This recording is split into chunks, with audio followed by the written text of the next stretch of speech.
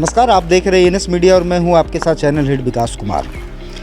सुबह सुबह जो है आजकल बांका में बहुत ही खूबसूरत नज़ारा हम आप देखते हैं कि एक झुंड जो है हर वार्ड में, हर गली में आपको माननीय नेतागण, जनप्रतिनिधिगण या अभी वर्तमान समय में नगर परिषद का चुनाव का आधिकारिक घोषणा तो हुआ नहीं है, लेकिन प्रत्याशियों के तरफ से निरंतर हर दरवाजे को खटखटाकर अपनी बातों को रखने का जो प्रक्रिया होता है वो प्रक्रिया निरंतर जारी है।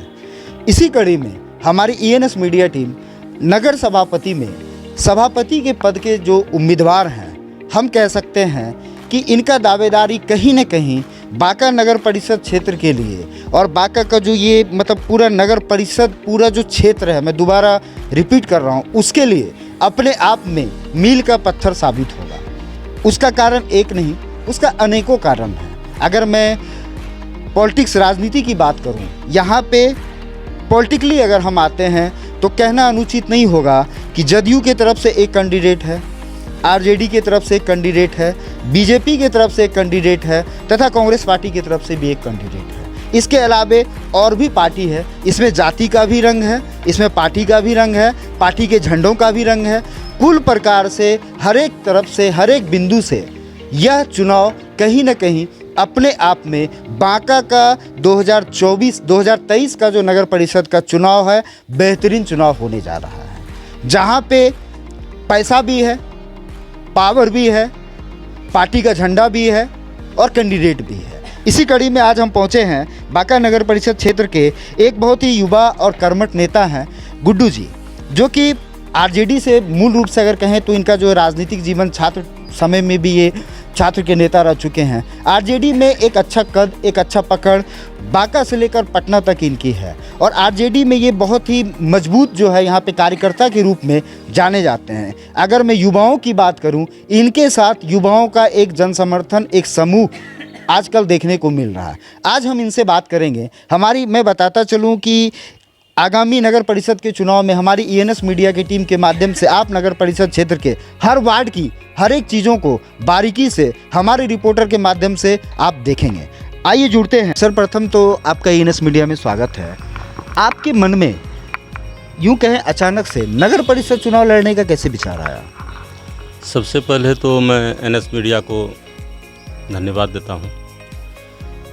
देखिए, मैं बचपन से ही समाज सेवा में विश्वास रखता हूँ और नेचुरली मेरे अंदर समाज सेवा का भाव, मेरा सिद्धांत ही मानव सेवा में है और मानव सेवा को ही हम सबसे बड़ा धर्म मानते हैं। और ये मैं अपने बचपन से ही, जब से मैं अपना होश संभाला हूँ और अपने पढ़ाई के समय से ही, हाई स्कूल के समय से ही मैंने समाज सेवा के को चुना, क्षेत्र को चुना और कभी मैं किसी सरकारी नौकरी की तरफ भी ध्यान नहीं दिया।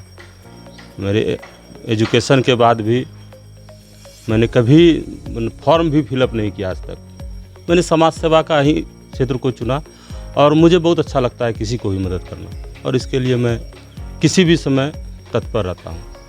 और जब समाज सेवा के क्षेत्र में हैं और यही मेरा लक्ष्य है कि समाज का सेवा करना है, तो जब तक कि हम समाज के उस जगह पर नहीं जाएंगे जहाँ से समाज के लोगों का दिशा और दशा तय होता है, तब तक हम उनके लिए कुछ मूल रूप से उनके लिए जीवन में जो बदलाव होनी चाहिए वैसे कार्य को हम नहीं अंजाम दे सकेंगे। और इसके लिए मुझे कहीं ना कहीं जनता की सेवा के लिए मुझे इस मैदान में उतरना था और यही सोच करके मैंने जनता का आशीर्वाद लेने के लिए। क्या लगता है आपको, बांका नगर परिषद की बात करें तो बांका नगर परिषद में पावर और पैसा दोनों का बोलबाला है, दोनों का हुकूमत लगता है। गुड्डू यादव जी इन चीज़ों को कैसे मैनेज करेंगे? पैसा और पावर, ये दोनों चीज़ आज के समय में आपके हिसाब से नहीं लगता है नगर परिषद बांका में हावी है? देखिए, रुपया तो सबके जीवन के में बहुत महत्वपूर्ण स्थान रखता है, लेकिन पैसा सब कुछ हो सकता है, बहुत कुछ नहीं है। पैसा से आप किसी को खरीद सकते हैं, लेकिन किसी के ईमान को नहीं खरीद सकते। और वो समय चला गया जबकि सिर्फ पैसे वालों के लिए ही चुनाव का खेल था, क्योंकि पहले वार्ड के लोग जीत करके, वार्ड से चुनाव जीत करके आते थे, तब वो अपने दम पर, पैसे के दम पर, धनबल पर, जनबल से नहीं, धनबल से वो राजनीति करते थे। और आज तक का इतिहास इसी पर रहा। और इसी हॉर्स ट्रेडिंग को रोकने के लिए सरकार ने कहीं ना कहीं ये व्यवस्था लागू की कि जनता के द्वारा चुना गया प्रतिनिधि ही अब सभापति, उपसभापति होगा। इससे समाज में धनबल की जो व्यवस्था थी, इस पर कठोर आघात हुआ है। और धनबल वाले जो लोग हैं वो चिंतित हैं, उनके माथे पर पसीना आ रहा है कि अब संभालें तो कैसे संभालें। अब जनता की अदालत में फैसला है और जनता के अदालत में हम सभी लोग जाएंगे। तो जनता के अदालत में जनता उसी को फैसला देगी जो जनबल में विश्वास करता है। और हम और हमारी परिपाटी जनबल के साथ हैं। जनबल ही हमारा मूल आधार है। हमारी राजनीति का जो शुरुआत है वो जनबल से ही है। धनबल में विश्वास नहीं करते हैं। समाजवाद विचारधारा को हम अपनाए हैं और समाजवाद में कहीं भी धन का कोई ये नहीं है। हम लोग आपके हिसाब से सबसे कठिन संघर्ष या कठिन टक्कर किसके बीच आप देख रहे हैं अपने आप को? सबसे ज़्यादा गंभीर टक्कर किससे होने का उम्मीद है? किसी से नहीं।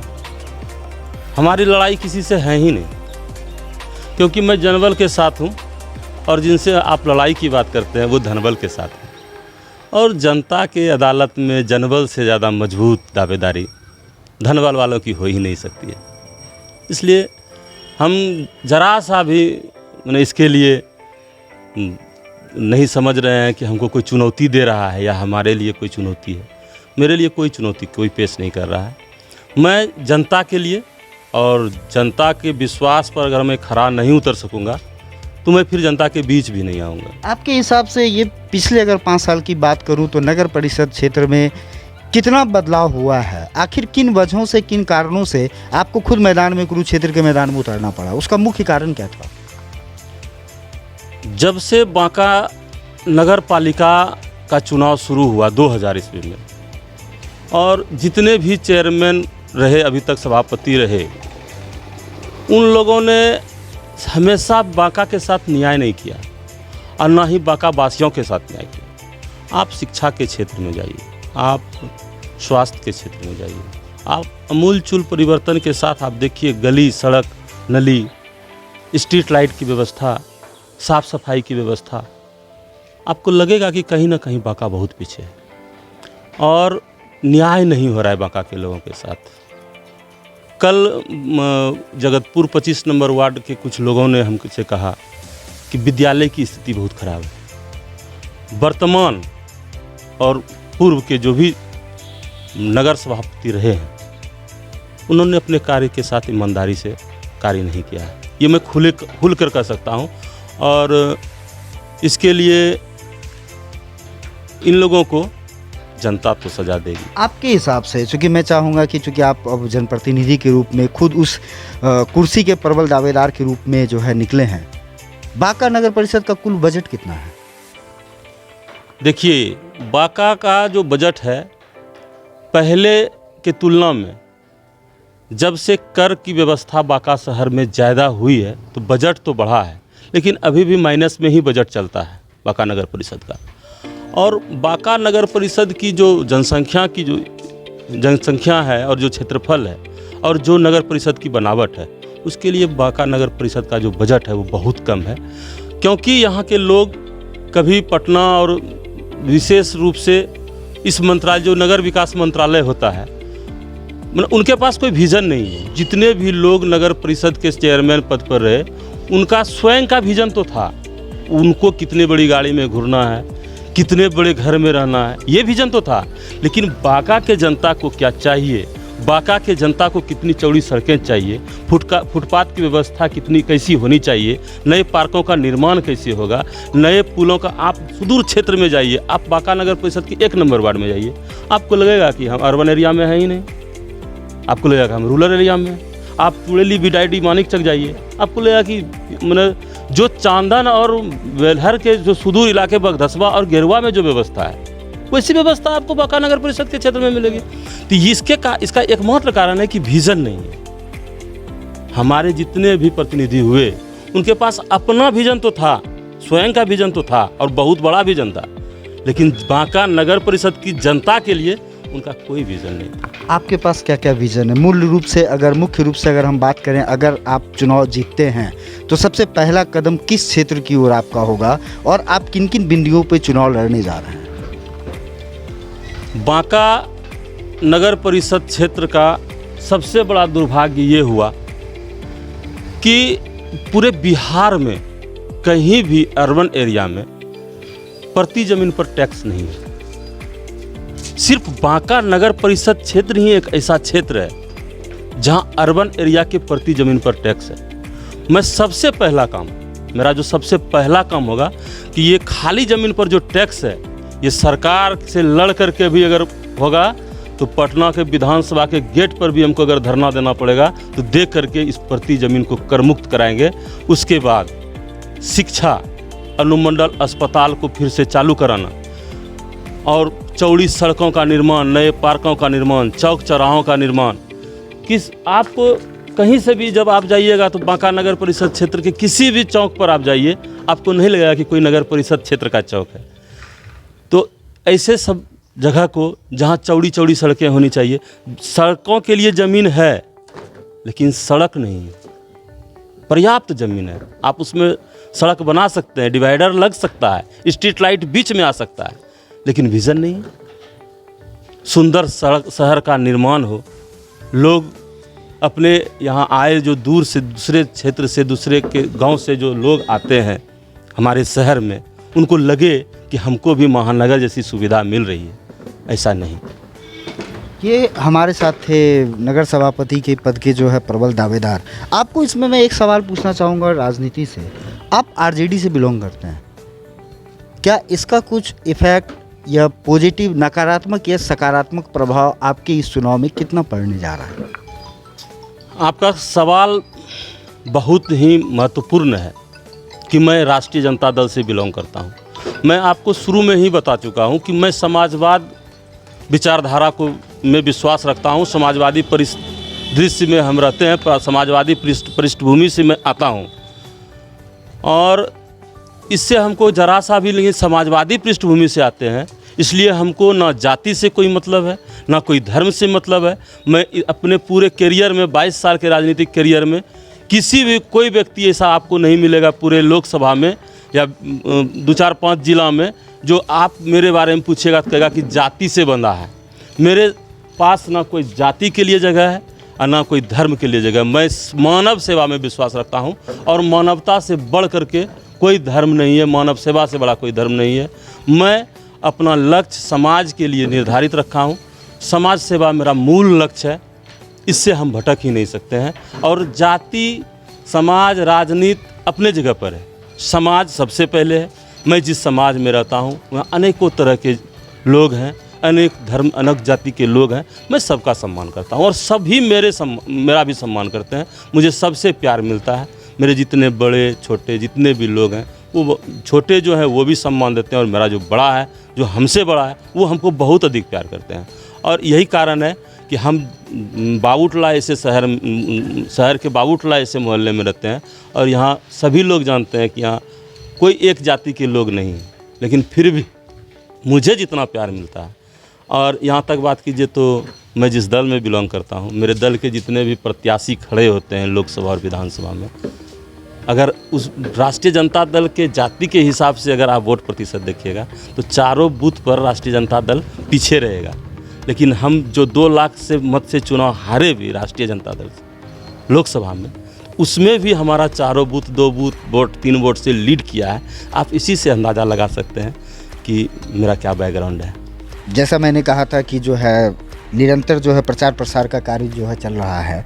इसी कड़ी में हमारे साथ जो है यहाँ पे काफ़ी लोग जो है यहाँ जुड़ चुके हैं। इन लोगों से जो है छोटा छोटा मैं स्टेटमेंट लेना चाहूँगा कि आखिर जो है इन लोगों ने, आपको क्या लगता है नगर परिषद के विकास में क्या होना चाहिए था और क्या नहीं हो रहा है वर्तमान समय में? देखिए, सबसे पहली बात है कि यहाँ के जो भी अध्यक्ष बने हैं वो साफ़ सफाई के मामले में काफ़ी कमज़ोर रहे हैं। और हम लोग चाहते हैं कि साफ़ सफाई रहे, हर चीज़ ठीक रहे। जैसे अभी आप अगर ये नदी के बगल में जाएं, ओढ़नी नदी के बगल में अगर जाएं तो वहाँ कूड़ा का अंबार लगा हुआ है, जो कि आज सफाई नहीं होता। छठ में जाइए, छठ पर्व का व्रत होता है, वहाँ सारे लोग जाते हैं, लेकिन गंदगी का अंबार लगा हुआ है। उन सब का सुधार होना चाहिए। और आपके हिसाब से क्या लगता है गुड्डू जी जो है नगर सभापति के पद के लिए कितना फिट बैठते हैं, सुयोग बैठते हैं? आपके हिसाब से क्या लगता है, इनको आप कैसे सपोर्ट कर रहे हैं? देखिए, ये एक उभरता हुआ नौजवान है और हम चाहते हैं कि इन लोग को मौका मिले और हमारा जो समस्या है उसको दूर करने की कोशिश करें। कितना उम्मीद लगता है आपको इनसे? उम्मीद तो लगता है, ये जुझारू हैं और अभी तक इनको हमने देखा है कि काफ़ी मदद करते हैं, सबका करते हैं और रहे भी हैं, तो उम्मीद करते हैं। आपको क्या लगता है? देखिए, नगर परिषद अध्यक्ष महोदय के विषय में जहाँ तक बात है, हम उनके संबंध में यही कहना चाहेंगे कि बांका नगर परिषद क्षेत्र की जहाँ तक विकास होना चाहिए वो अभी तक संभव नहीं हो सका। आपके हिसाब से विकास का परिभाषा क्या है? अगर बात यही है कि कम से कम मैन, जैसे अभी नया टोला वार्ड है, हर वार्ड में कम से कम नाली की व्यवस्था होनी चाहिए, सफाई की व्यवस्था होनी चाहिए। सफाई कर्मी रखे हुए हैं, लेकिन 15 दिन महीना दिन में जो है हमारे नया टोला में सफाई हो रही है। उसके बाद स्ट्रीट लाइट की व्यवस्था है, जहाँ बंद पड़ा हुआ है वहाँ बंद पड़ा हुआ है, उसको देखने वाला कोई नहीं है। और इस तरीके से मलजा संभव उनको और प्रयास करना चाहिए था कि नगर परिषद का विकास हो, साफ सफाई हो, नाला की उड़ाई हो, और उनके यहाँ से जो योजना निकलती है वह योजना जो है कम से कम वार्ड में बैठ करके यह तय करें कि किस प्रकार से कहाँ तक नाला बनना है, रोड बनना है। एक रोड नया टोला में बनना था, उधर से बन गया बीच में रह गया कच्ची, अब बीच में हो गया पक्की। इस तरह का विकास यहाँ हो रहा है। तो आपके हिसाब से जो है, जो विकास का जो खाका जो रोड मैप तैयार होता है वो वार्ड में आके तैयार होना चाहिए? एकदम बिल्कुल वार्ड में होना चाहिए, चूँकि हम लोग मेंबर हैं उसके और हम लोग जो है उनको वोटिंग करते हैं, तो हम लोगों से कम सहमति लेकर के ही माने योजना तैयार होनी चाहिए, जिसके कारण हम लोग मोहल्लेवासी उसको जो है सही दिशा दे सकें और योजना उसका सही योजना में प्रकलित हो सके। लेकिन ऐसा तो संभव नहीं। और भी हमारे साथ, आपके हिसाब से नगर परिषद क्षेत्र की मूलभूत और मुख्य समस्याएं क्या क्या है? यहाँ की मुख्य समस्याएं हैं पानी, बिजली और सड़क नाला। ये नगर परिषद का मुख्य समस्या है। इसी पे उनको फोकस देना है, जो यहाँ बिल्कुल नहीं है। अभी हमारे यहाँ नल जल देख लीजिए, एक भी नल में एक बूंद पानी नहीं है, सुबह से शाम तक कभी आता ही नहीं है। बिजली जो बल्ब फ्यूज है या जो भी है, जो जस का तस पड़ा हुआ है। कहते लोग थक जाता है, लेकिन कोई उसका देखने वाला नहीं। मैं यहाँ पे अपनी तरफ से जोड़ दूँ, और काफ़ी बुद्धिजीवी वर्ग यहाँ पे बैठे हैं। बांका का ऐतिहासिक वीर कुंवर सिंह मैदान है। ये बांका का दुर्भाग्य नहीं तो क्या है कि क्या नगर परिषद बांका के सभापति महोदय को वीर कुंवर सिंह मैदान का 4 दीवारी नहीं करना चाहिए? ये बांका की हमारी पहचान है। आप इससे कितना ताल्लुक़ रखते हैं? बिल्कुल ताल्लुक़ रखते हैं, चूँकि उसकी सौंदर्यीकरण हो जाना चाहिए था।